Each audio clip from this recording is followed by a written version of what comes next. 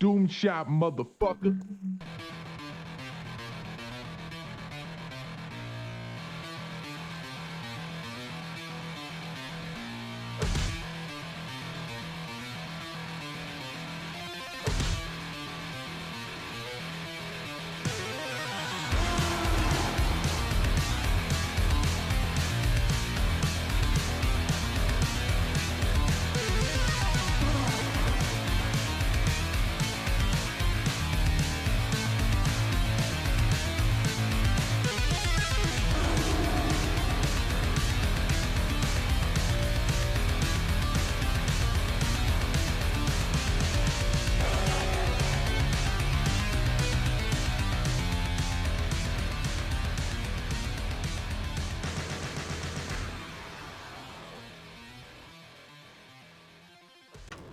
The J35XS is a Finnish imported version of the Swedish Saab J35F Draken, a jet interceptor that was designed by Saab AB of the 1960s under contract by the Swedish Air Force. The aircraft was then going to be used to replace the outdated Saab 32 Lansen, which could no longer compete with the new supersonic Soviet jet bombers.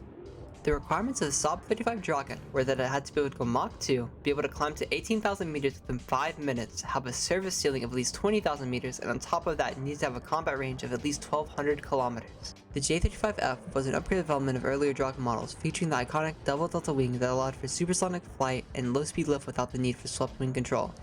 Its engine, the RM6C, was a Swedish optimized Avon 300, which had previously proven its capabilities in aircraft like the English Electric Lightning.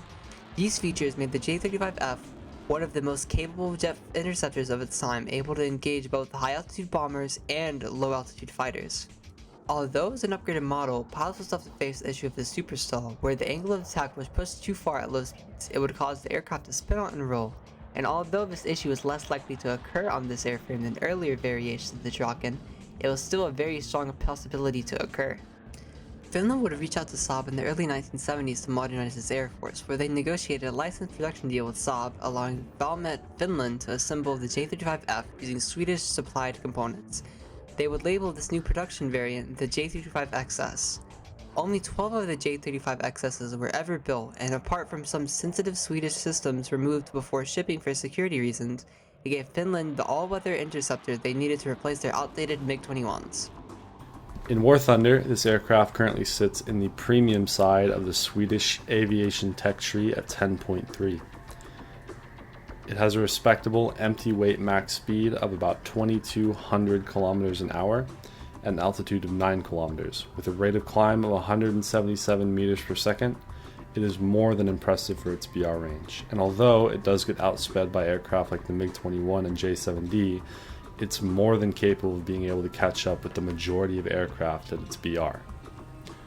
Although, engaging in turn fights will cause this thing to lose pretty much all of its speed immediately, so it is advised that you try not to get stuck in dogfights you won't be able to win quickly.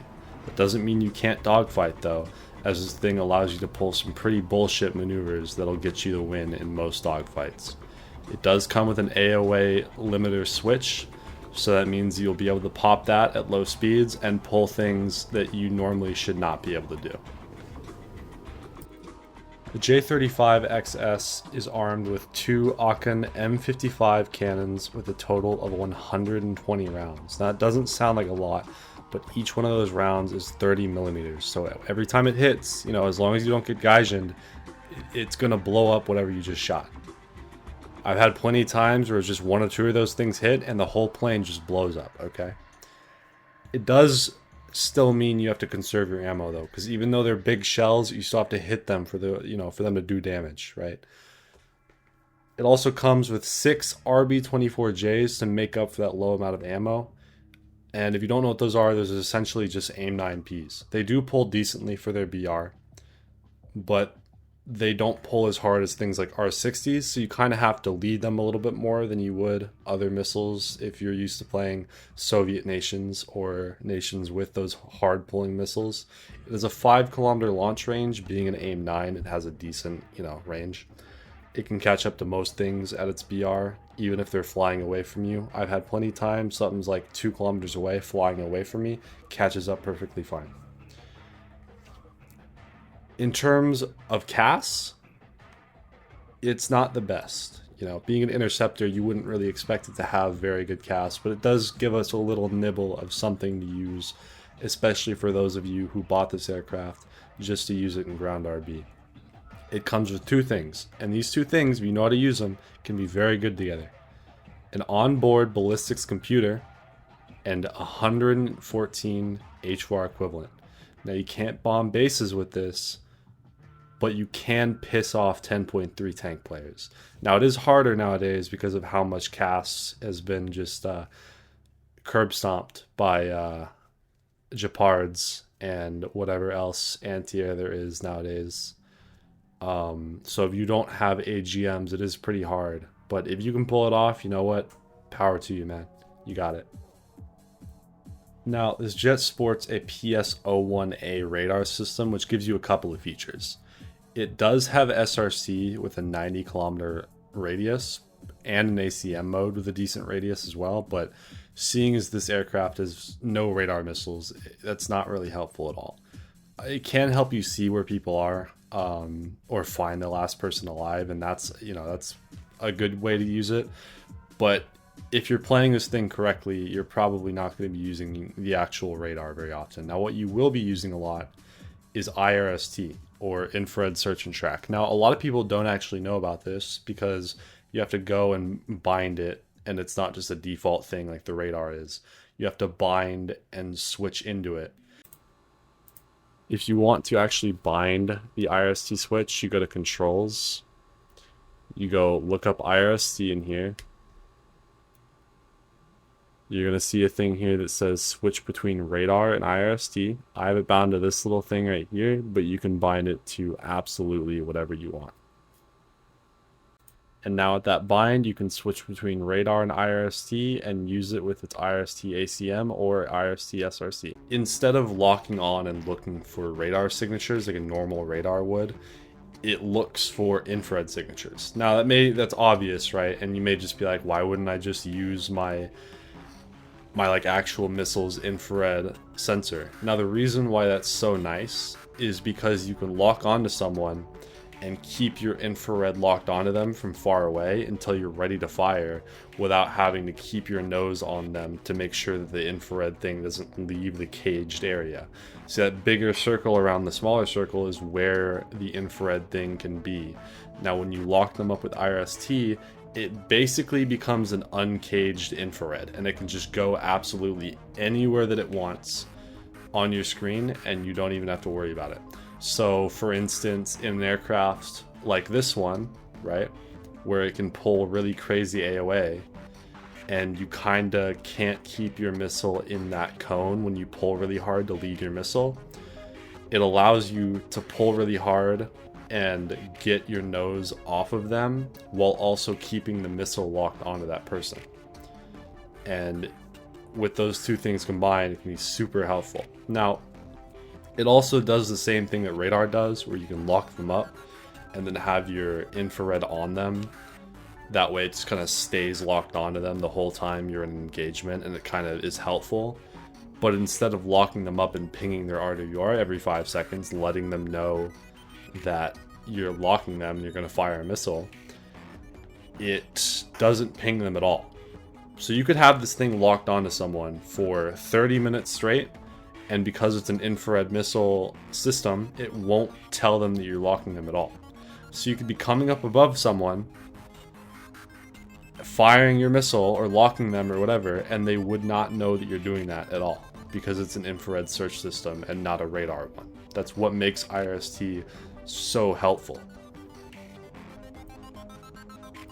When it comes to how it actually performs in matches, it's generally on the winning side of most engagements. Its fast speed lets it get around most enemies, making it a great high-speed flanker. I'd say most games you should try to go to the left of your team and climb up a little bit. And once you get near the center, you should try to turn in and focus any slow enemies you come across. A-10s, things like that. People low going for ground targets, people climbing in a dogfight, etc. After its BR change, this thing is able to face jets that don't even have flares. Although it will be a little rare that you face jets that don't have flares, it's totally possible. And jets that do have flares, most of the time going up against this thing, they won't have enough flares to deal with it, or they'll have low caliber flares that won't even be able to flare off the missiles if they don't do it right. So if you use its high speed, you can easily pick off those weaker opponents or the opponents that don't have enough countermeasures to deal with you and get way more kills. Now, it may be easier to hear that this thing is a beast in dogfights and for you to want to turn every opponent you see, but you have to remember this thing burns speed very quickly. Those extra control surfaces and that delta wing frame comes with a huge cost. And getting into a turn fight for no reason can easily lead you to get into a super stall, which will end in you getting shot out of the air or crashing pretty much every time it happens. The best way to play this thing is like an F104 at the start of the game. You go straight, flare and chaff off whatever gets thrown at you, and then go around and flank people and kill people that are going low and slow, or high and slow, whatever. Anybody you can find that isn't going to be able to force you into a dogfight. Now, this thing does have some pretty good countermeasures. It comes with 12 countermeasures, which sound terrible on paper. You're probably telling me I'm a fucking idiot. But they are large caliber. If you don't know what that means that they burn brighter and they're larger. Duh, right? 90% of the time, you can one flare off an infrared missile. Maybe not things like the AIM-9L or the AIM-9M or whatever that the A-10 has, but you can still flare it off pretty consistently with 1 to 2 flares. And then when it comes to chaff, you pretty much never have to use it. That's why I take 10 flares and 2 chaff. Now, on the topic of radar missiles and dodging them with chaff and whatever, this jet does not receive a radar warning receiver either. And that again sounds like a very terrible thing, but actually it doesn't affect you at all. It literally has no effect on you in the slightest. Most radar missiles at this BR range only have an effective range of about 10 to 15 kilometers at the most. And pulse Doppler radar systems pretty much don't exist at this BR either. So it's unbelievably easy not to get killed by Fox once. Unless you decided to take this jet up to 14.3, then it would be pretty hard to dodge missiles, in my opinion. If I were to give this thing like a rating overall, just to let you know like how good this thing is compared to other jets at its BR, compared to jets in general, I'd have to give it like either a 9.5 or a 10 out of 10. This thing is unbelievably good. It's, you know, although it doesn't have an RWR, that really doesn't take away from the aircraft very much. Same goes for the amount of countermeasures, right? The only real issue that I could potentially see with this jet is the fact that it super stalls. You pull an AOA, you pull really hard, that thing will just start spinning in the air and falling if you don't manage that speed. That is the only thing that makes me not like this aircraft, even in the slightest. Other than that, you know, that tendency to super stall, this jet is fucking phenomenal. Now, if you're a more experienced player, you'll have no issue playing this jet at all, right? You will spend probably a couple days getting used to it, but then you're good. If you're a newer player, on the other hand, who is looking to or recently picked up this vehicle after that sale a couple days ago, I know like pretty much all the things that are Golden Eagles went on sale, or maybe you just picked it up recently, regardless. It might be a little harder to fly. You might struggle with it just a little bit more. And if you are, I hope you can take something away from this video, because that's kind of the whole point of this, is to tell people the history of the jet, what people did in real life, how it was made in real life, and what you should be doing in War Thunder. Because even with the things in even with the things in real life, you should be more so paying attention to how it's played in game. A lot of jets in this game don't actually operate how they do in real life. Like, for example, the Phantom, right? Supposed to be a jet that does not use guns. A lot of Phantom players get that gun pod because of how annoying it is to not have one. You kind of see that? So I just want you to understand, right, that this thing is not the easiest thing to fly, especially if you're new, like I said. its speed bleeding can and does end with most players doing what they did when the SU-33 and the FA-18s came out, where they would pull AOA or pull super hard and just get blown up or crash. Just for the love of God, do not dogfight for no reason. You will lose all your speed and die or crash. And pulling Cobras in this thing does not mean you will win every engagement. It just means that you're probably going to crash. And with this thing, it crashes a lot. It's not like the Sukhoi where you can pull it out of it or the F-18. This thing will super stall if you play it like an idiot, and you will crash and die. Now, Cobras can be totally viable just as they are on any other jet that can pull Cobras or do any of these crazy maneuvers. Just this one you have to be a lot more careful with. And for newer players, that's harder to understand because they join and they go, I just want to dogfight everything, and they get themselves killed. So that's just my one warning. This jet does take some time to get used to, but once you get the hang of it, I think this jet is one of the best at its battle rating. If you play it right, it can completely shred through teams while being able to completely hold its own in a dogfight, as long as you manage your speed and ammo and you go for slower targets more often than fast maneuverable ones. Of course, the lack of RWR does mean you will have to keep your head on a swivel more so than you already would have to, but that's not really a bad thing, seeing as you should already be looking around instead of watching YouTube shorts where you fly to the battle, like a lot of players nowadays do.